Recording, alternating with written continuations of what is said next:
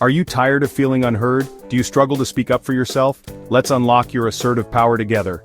In this video, we're diving deep into practical steps to communicate with confidence and create win-win situations in all areas of your life. Get ready to find your voice and start living a life where you feel empowered to express yourself authentically. Let's be honest, the world can feel like a loud, chaotic place, especially in the age of remote work and constant digital connection. It's easy to feel like your voice gets lost in the noise.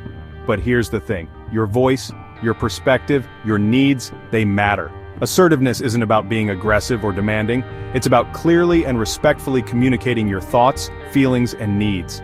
Think of Stephen Covey's win-win principle from the 7 Habits of Highly Effective People. Assertiveness is about advocating for yourself while also considering the needs of others. It's about finding solutions that work for everyone involved. When you're assertive, you're not just expressing yourself, you're building trust, setting healthy boundaries, and creating stronger relationships.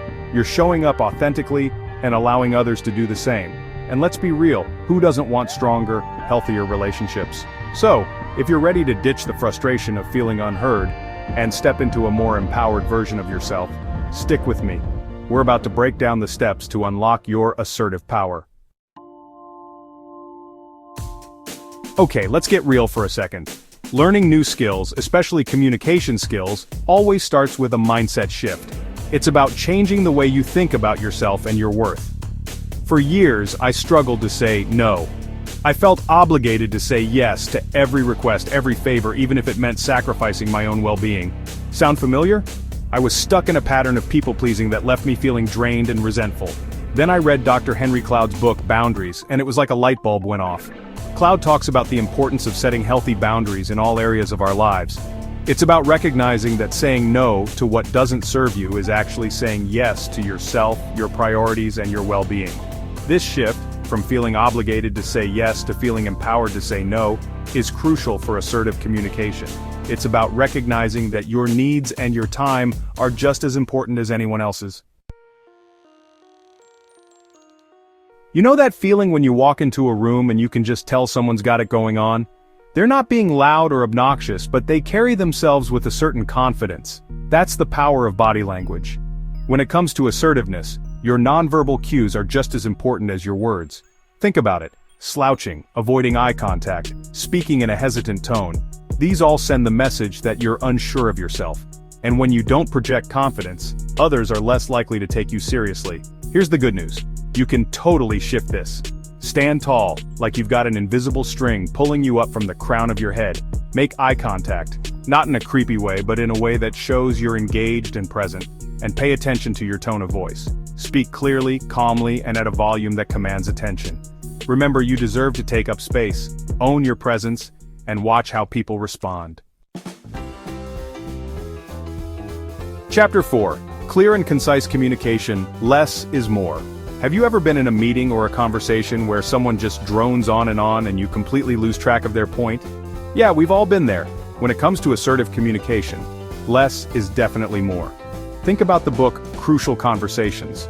It emphasizes the importance of getting to the heart of the matter quickly and clearly. Don't bury your message in a mountain of unnecessary details or emotional baggage. Instead, focus on sharing the facts and using logical reasoning to support your point. Here's a helpful tip. Before you launch into a conversation, especially a difficult one, take a moment to jot down your main points. This will help you stay focused and avoid getting sidetracked. Remember, clarity is key. When you're clear about what you want to say and how you want to say it, you'll communicate with more confidence and impact. Chapter 5. Handling Disagreements. Like a pro, let's face it, disagreements are a part of life, but they don't have to turn into knockdown, drag-out fights. The key to handling disagreements assertively is to approach them with curiosity and respect, even when you totally disagree with the other person. Instead of interrupting or getting defensive, try asking open-ended questions to understand their perspective. Phrases like, "Help me understand where you're coming from," or "Can you tell me more about your concerns?" can work wonders in diffusing tension and opening up a dialogue. Remember, you don't have to agree with someone to validate their feelings. Sometimes, just acknowledging their perspective can go a long way in finding common ground. And even if you can't reach a complete agreement, you can still walk away from the conversation with your dignity intact. Chapter 6. Speaking up for what's right. We're living in a time where speaking up about social issues, injustices, and unfair situations is more important than ever. Think about the impact of social movements and the power of collective voices demanding change. Assertiveness isn't just about personal empowerment, it's about using your voice to make a difference in the world around you. If you see something wrong, whether it's at work, in your community, or on a larger scale, don't be afraid to speak up. It's not always easy to be the one who rocks the boat, but your voice matters. You have the power to create positive change, not just for yourself, but for others as well. Chapter 7. Practical Exercises, Your Assertiveness Toolkit. Okay, we've covered a lot of ground, but I know you're probably thinking, this is great, Mel, but how do I actually put this into practice? Don't worry, I've got you.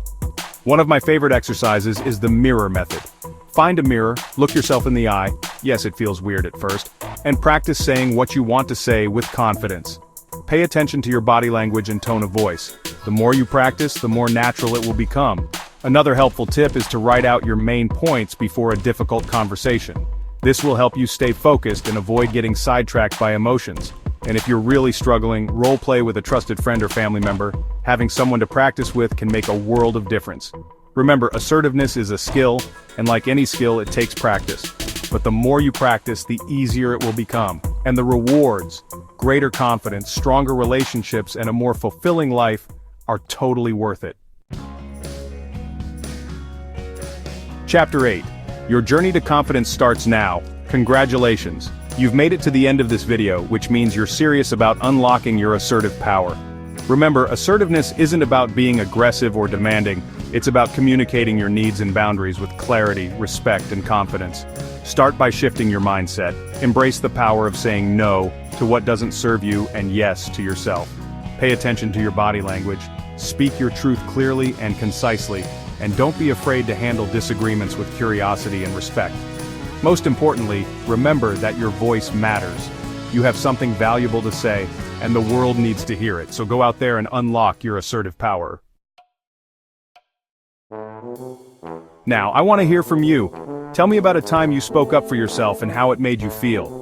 Share your experiences in the comments below. And if you found this video helpful, don't forget to give it a big thumbs up, subscribe to my channel, and hit that notification bell so you don't miss out on future videos on your journey to best. Thank you so much for watching, and here's to a more assertive, confident you.